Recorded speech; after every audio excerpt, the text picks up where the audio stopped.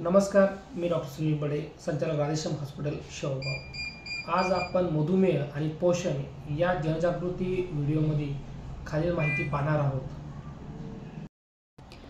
मधुमेही व्यक्तीने आपला आहार कसा घ्यावा? मधुमेह व्यक्तीने आपल्या आहारामध्ये काही बंधनं पाळणं फार गरजेचं आहे। त्याच्यामध्ये कार्बोहायड्रेटचे प्रमाण योग्य प्रमाणात ठेवणे, कार्बोहायड्रेटची लेवल ही कमीत कमी ठेवणे, त्याच्याऐवजी जास्तीत जास्त हिरव्या पालेभाज्या म्हणजे ज्यांच्यामध्ये कर्बोदकेचं प्रमाण कमी असेल असं पदार्थ खाणे, खाण्याचा टायमिंग हा नियमित आणि वेळेवर ठेवणे, आपली काही मर्यादा पेशीने पाळणे फार गरजेचं आहे। त्याच्यामध्ये जास्त कॅलरीज आपण खाता कामा नये। त्यामध्ये साखरेचे प्रमाण, बेकरीचे प्रोडक्ट्स झाले, त्याच्यामध्ये अल्कोहोल, टोबॅको आणि शरीराला हानिकारक असणारे फॅट्स म्हणजे सॅच्युरेटेड फॅटचं प्रमाण कमी ठेवणे हे फार गरजेचं आहे। मधुमेही व्यक्तीने आपल्या जेवणाचे व्यवस्थापन कसे करावे? मधुमेह व्यक्तीने आपले जेवणाचे व्यवस्थापन करताना भारतीय पद्धतीमध्ये काही बदल करणे गरजेचे आहे। भारतीय पद्धतीमध्ये आहार पद्धतीमध्ये साधारणतः 45 ते 55% कार्बोहायड्रेट, 15 ते 20% प्रोटीन आणि 15 ते 20% फॅट्स याचं प्रमाण असते। याऐवजी आपल्या जेवणाचे 4 भाग करावे। पहिल्या 25% भागामध्ये फळे ज्यांचा ग्लायसेमिक इंडेक्स कमी असेल, दुसऱ्या 25% भागामध्ये प्रोटीन ज्यांचा ग्लायसेमिक इंडेक्स कमी असेल, तिसऱ्या 25% भागामध्ये कार्बोहायड्रेट ज्यांचा ग्लायसेमिक इंडेक्स कमी असेल आणि 25% उरलेल्या 25% भागामध्ये पालेभाज्या ज्यांचा ग्लायसेमिक इंडेक्स कमी असेल अशांचा समावेश करावा। आपण जर आपल्या आहाराचे संतुलन नियोजन केले तर मधुमेह नक्कीच नियंत्रित राहू शकतो। मधुमेह व्यवस्थापित करण्यासाठी टिप्स। मधुमेह व्यवस्थापित करण्यासाठी आपण नियमित व्यायाम करणं गरजेचं आहे। आपण जे काही खातो त्या खाण्यामध्ये किती प्रमाणात कॅलरीज येतात याचं आपल्याला माहिती असणे फार गरजेचे आहे। जेवणामध्ये कोणत्याही प्रकारचे साखर, गोड पदार्थ टाळणे फार गरजेचे आहे। मीठ आणि घन चरबी म्हणजे सॅच्युरेटेड फॅट याचे प्रमाण कमी असावे। मधुमेही व्यक्तीने आपल्या आहारामध्ये कोणत्या गोष्टींचा समावेश करावा? मधुमेह व्यक्तीने आपल्या आहारामध्ये लो ग्लायसेमिक इंडेक्स यांचा रक्तातील शर्करा वाढवण्याचे प्रमाण 50% कमी असेल अशा पदार्थांचा प्रमाण समावेश करावा। याच्यामध्ये प्रामुख्याने सर्व हिरव्या पालेभाज्या, सर्व प्रकारचे आंबट फळ म्हणजे लिंबू, संत्री, मोसंबी, सर्व प्रकारचे बोरं, चेरीज याच्यामध्ये समावेश करावा। कॅबेज, कॉलीफ्लावर, पियर्स, नंतर सोयाबीन आणि सफरचंद, केळी, ज्वारी आणि बाजरी या प्रकारच्या पदार्थांचा समावेश करावा। मधुमेही व्यक्तीने आपल्या आहारामध्ये कोणत्या गोष्टीचा समावेश करू नये? मधुमेह व्यक्तीने आपल्या आहारामध्ये ज्यांचा हाय ग्लायसेमिक इंडेक्स आहे अशा पदार्थांचा समावेश करू नये। याच्यामध्ये सर्व प्रकारचे बेकरी प्रोडक्ट्स येतात म्हणजे केक म्हणा, चॉकलेट म्हणा, कॉफीज म्हणा, पोटॅटोचे वेपर म्हणा, रताळ्यांचे वेपर म्हणा, अशा गोष्टी, व्हाईट ब्रेड म्हणा, व्हाईट राईस म्हणा, ह्या गोष्टींचा वापर करू नये। वॉटरमेलन, मका, कॉर्नफ्लेक्स, जास्त गोड फळं यांचं प्रमाण टाळावे। मधुमेही व्यक्तीने आपल्या आहारामध्ये दुधाच्या कोणत्या पदार्थाचा समावेश करावा आणि कोणत्या पदार्थाचा करू नये? नक्कीच हा प्रश्न भरपूर पेशंटला पडत असतो, पेशंट हातेकना पडत असतो की दूध खावे की नाही खावे। दूध खाताना पूर्णपणे दूध खाण्यास काहीही मज्जाव किंवा बंधन नाही आहे, पण दुधाची साय खाण्यास मात्र बंधन आहे। पुन्हा मलाई मिल्क खाण्यास बंधन आहे, दही खाण्यास कोणतेही बंधन नाही आहे, ताक खाण्यास कोणतेही बंधन नाही आहे। दुधापासून बनणारा टोफू आणि पनीर याच्यावरही कोणत्या प्रकारचे बंधन नाही आहे। फक्त टोफू आणि पनीर खाताना लो फॅटमध्येच खाण्याचे फार गरजेचे आहे। मधुमेही व्यक्तीने कोणते पदार्थ खाणे टाळावे? मधुमेह व्यक्तीने काही गोष्टीचे फळं किंवा पदार्थ टाळावे पाहिजे। तर 2 गोष्टी महत्त्वाच्या आहेत, साखर आणि गूळ कोणत्याही प्रकारचा कोणत्याही रूपामध्ये खाणं टाळावे। फळामध्ये आंबा झालं, चिक्कू झालं, वॉटरमेलन झालं, मका झालं, तुमचा ऊस झालं, सीताफळ झालं, रामफळ झालं, ज्यांचे हाय ग्लायसेमिक इंडेक्स हे टाळावे। खारीक, खजूर, अंजीर आणि मनुके ह्या गोष्टी खाण्यास टाळावे। मधुमेही व्यक्तीसाठी कोणते फॅट चांगले आहेत?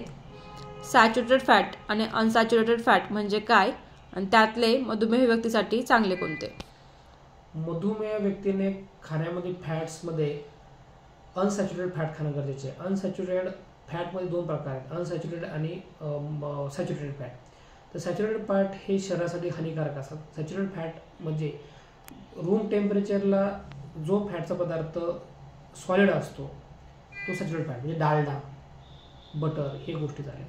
आणि अनसॅच्युरेटेड फॅट म्हणजे जो पदार्थ, जो फॅट रूम टेम्परेचरला ऑइल प्रकारात असतो, लिक्विड फॉर्ममध्ये असतो, त्याला अनसॅच्युरेटेड फॅट म्हणतात. जसं पाम ऑइल झालं, ओलिव्ह ऑइल झालं, सोयाबीन ऑइल झालं, हे सगळे म्हणजे जे पालेभाज्यांपासून किंवा झाडापाल्यापासून ऑइल बनतो तो अनसॅच्युरेटेडमध्ये येतो. आणि जो चरबीपासून, प्राण्याच्या चरबीपासून, पानाच्या चरबीपासून, पाम ऑइलपासून बनतो, डालडा बनतो, तो सॅच्युरेटेड फॅट झाला. फॅटचा शरीरावर कसा परिणाम होतो? फॅटचा शरीरावर परिणाम होण्यासाठी अनसॅच्युरेटेड फॅटमुळे शरीरातील कोलेस्ट्रॉलचे प्रमाण वाढते, ट्रायग्लिसराईडची लेवल वाढते, इन्सुलिन रेझिस्टन्स वाढतं.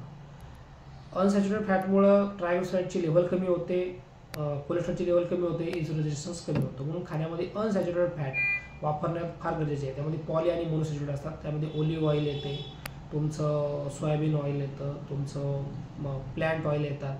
हे सगळे अनसॅच्युरेटेड फॅट ऑइल आहेत, ते आपण खाणे गरजेचे आहे. मधुमेही व्यक्तीने कोणत्या मिलेट्सचा आहारामध्ये समावेश करावा?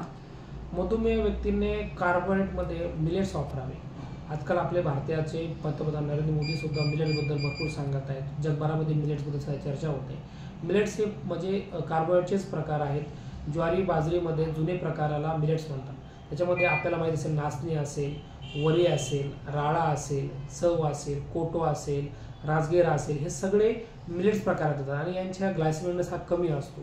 आणि पूर्वीच्या प्रकारामध्ये, पूर्व शेतीमध्ये याचं प्रमाण राहायचं. पण आता हायब्रिड जमान्यामध्ये ह्या गोष्टी मिळत नाहीत, किंवा मिळतात तर महागड्या मिळतात. पण यांचं ग्लायसेमिक इंडेक्स फार कमी असल्यामुळे याचा वापर करावा. सर्व जगभरामध्ये मिलेट्सबद्दल सध्या जनजागृती चालू आहे.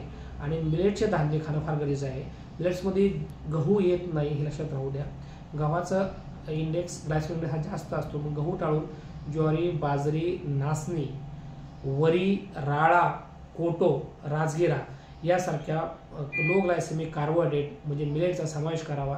आणि मिलेट्स वापरून मधुमेहावर नक्कीच आपल्या भारतीय लोकांनी मात केली पाहिजे.